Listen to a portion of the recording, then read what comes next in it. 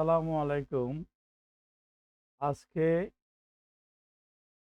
কর উপকর কমিশনার উপজেলা পর্যায়ে যখন কোনো করদাতাকে ইনকাম ট্যাক্স নির্ধারণ করে, তখন ওই ইনকাম ট্যাক্স নির্ধারিত করার পর যখন ডিমান্ড পত্র ইস্যু করে, তখন যদি করদাতা সংক্ষুব্ধ হয় উপকর কমিশনারের আদেশে, তখন তিনি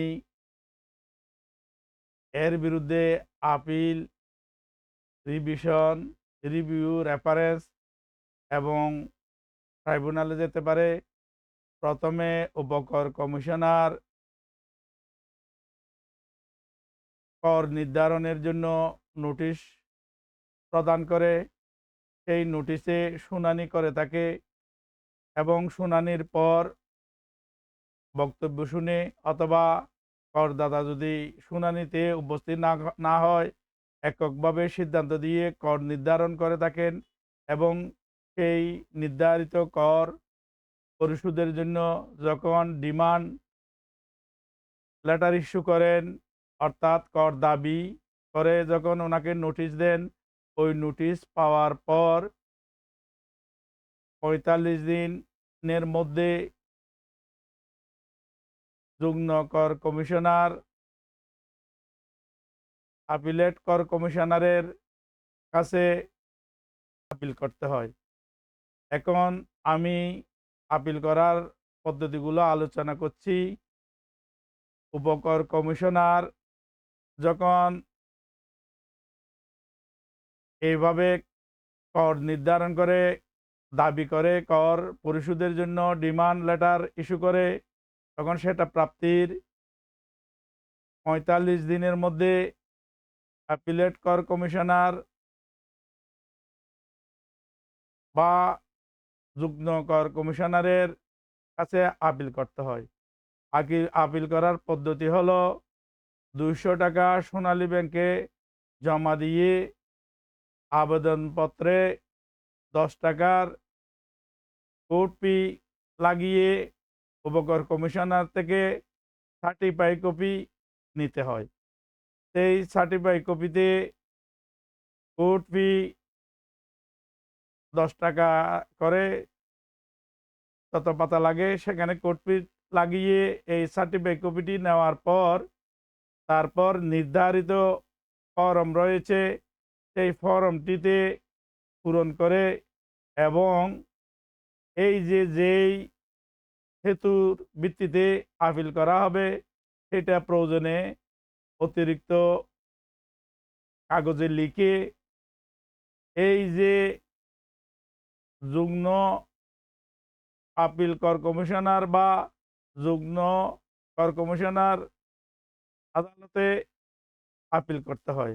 আপিল করার পদ্ধতি হলো যুগ্ম কর কমিশনার আপিল আদালতে ২০০ টাকার ফি জমা দিতে হয় সোনালী ব্যাংকে। সেই চালান সংযুক্ত করতে হয়।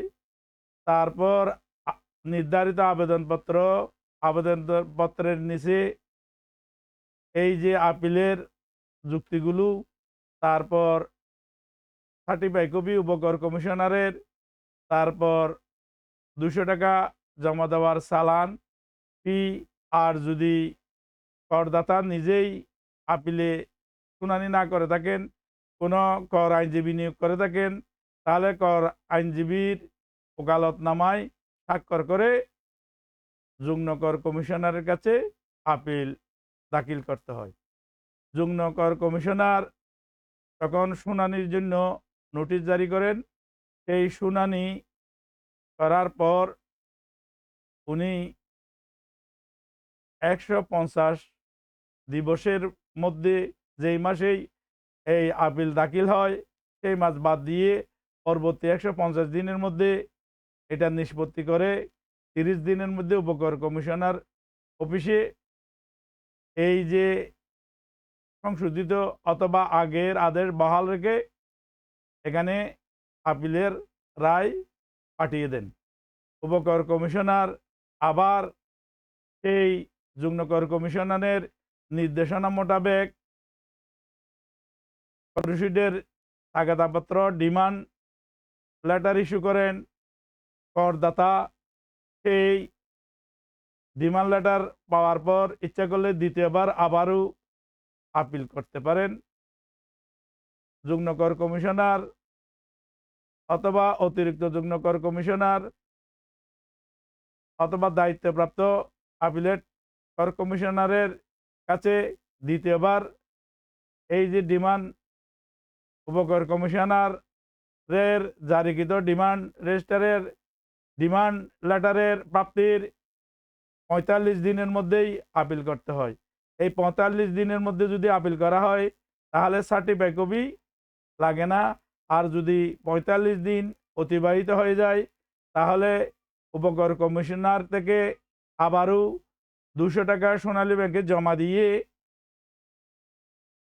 সার্টিফাই কপি নিতে হবে। তারপর নেওয়ার পর এই আবেদনটি যুগ্ম কর কমিশনার আপিলের কাছে সাবমিট করতে হবে।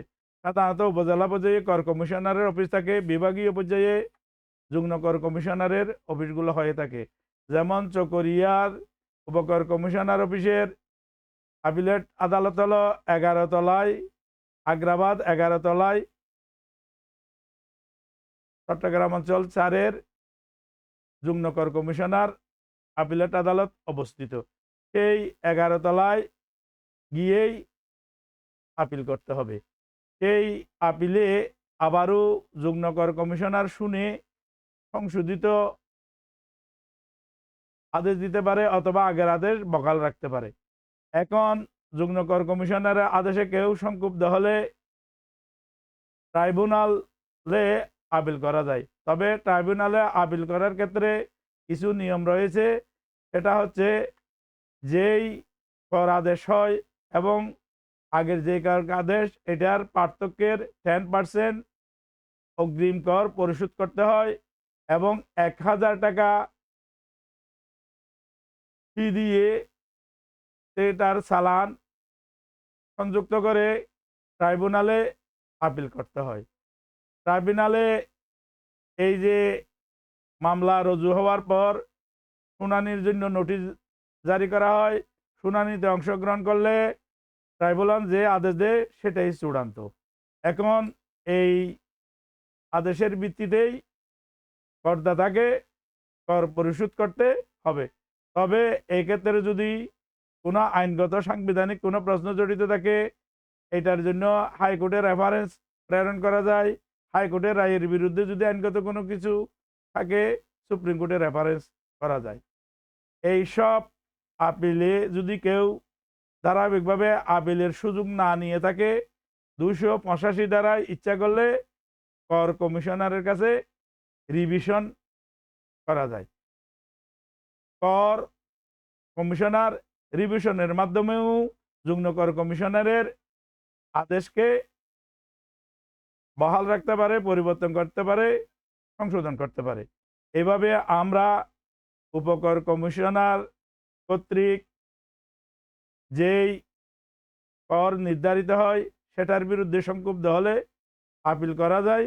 আপিলের বিরুদ্ধে ট্রাইব্যুনালে আপিল করা যায় এবং প্রয়োজনে ২৮৫ ধারা অনুযায়ী কর কমিশনার অফিসে আমাদের রিভিশন করা যায়।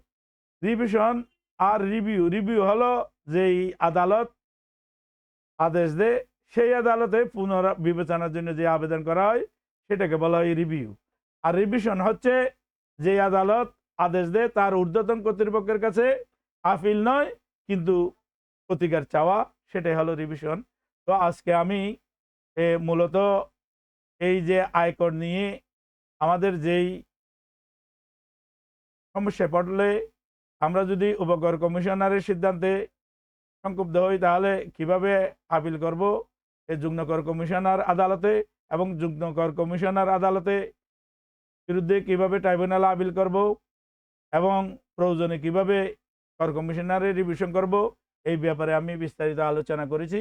আশা করি এই বিষয়ে আমাদের সম্মানিত করদাতারা যারা দেশকে গড়ে তোলার জন্য আয়কর প্রদান করে জাতির উন্নয়নে ভূমিকা রাখতেছেন তারা উপকৃত হবেন। তবে অন্যায়ভাবে কাউকে কর জালে আটকালে তার বিরুদ্ধে যেই প্রতিকার রয়েছে সেটা তখন আমি আলোচনা করলাম। ধন্যবাদ আপনারা যারা আমার এই যে নতুনভাবে এই যে কর ফাইল রিটার্ন করতে চান, এ মাত্র ৫০০ টাকার বিনিময়ে আমি রিটার্ন সাবমিট করে দেব। রিটার্নে একটা সুবিধা হলো এখানে আপনি সাথে সাথে আপনার পুরো রিটার্ন ফর্মটি ডাউনলোড করতে পারবেন, অ্যাকনলেজমেন্ট পাবেন, প্রয়োজনে আপনি আপনার সুবিধা মতো আয়কর সার্টিফিকেট নিতে পারবেন। এটা নিয়ে আপনি ব্যবসা বাণিজ্যে ব্যবহার করতে পারবেন। আমার সাথে যোগাযোগ করতে হলে আমার ফোন নম্বর বলছি আমি 01713 60 59 80। আমার এই যে বর্তমানে আমি চকরিয়া কোর্টে বারের অফিসে বসি এবং আমার বাড়ি এই যে গ্রামীণ ব্যাংকে হিন্দুপাড়া ফেলে সার্ভ রোডের পাশেই সাইদা মঞ্জিলে আমার চেম্বার। ইচ্ছা করলে আপনারা ফোনে যোগাযোগ করে আসতে পারেন। ধন্যবাদ সবাইকে।